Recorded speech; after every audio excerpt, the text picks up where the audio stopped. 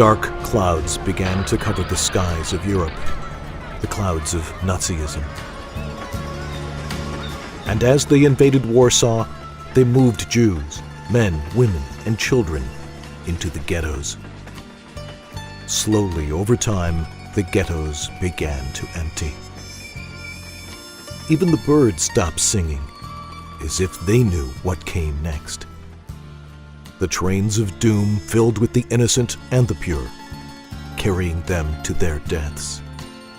And it was on one such train headed to the death camp Treblinka, in the midst of the terror, the gasping, the weeping, and the despair, that a lone voice was heard singing. His name was Azriel David Fastig, the cantor of the saintly Moznitzer Rebbe, Rabbi Shaul Yedidya Elisar. People thought he had lost his mind, but Azriel's heavenly and sweet voice continued its soulful tune. There he was, face aglow, eyes squeezed tight with concentration, fixated upon the words of one of the 13 principles of the Jewish faith, Ani Ma'amin. I believe with perfect faith in the coming of Mashiach, the final redemption. Gradually, the hundreds of listening ears joined his song, at first quietly, but slowly growing louder and louder. Soon the song spread from car to car, and every mouth that could still draw a breath joined in Azriel's haunting melody, Ani Ma'amin.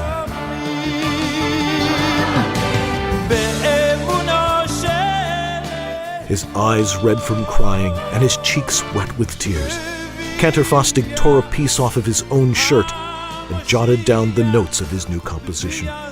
There he proclaimed, I will give half my share in the world to come to the person who will take my song to my saintly teacher, the Moznitzer Rebbe, who had escaped to the shores of the United States. A hushed silence descended upon the train, and 2 young men appeared, promising to bring the song to the Rebbe at any cost. Bidding farewell to their brothers and sisters, they jumped out of a hole they broke in the train's roof. One miraculously survived, and clutching dearly to the shirt, kept the melody alive.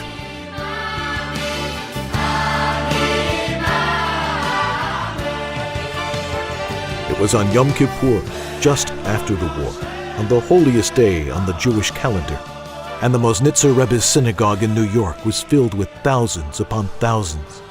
As the Rebbe began singing the Ani Ma'amin, the crowd wept bitterly, swaying back and forth as if in a different world. He trembled and declared, On their journey to the gas chambers, this song was born from the ashes of millions, and it will be with this song that the Jewish people will march as they greet Mashiach, the final redemption.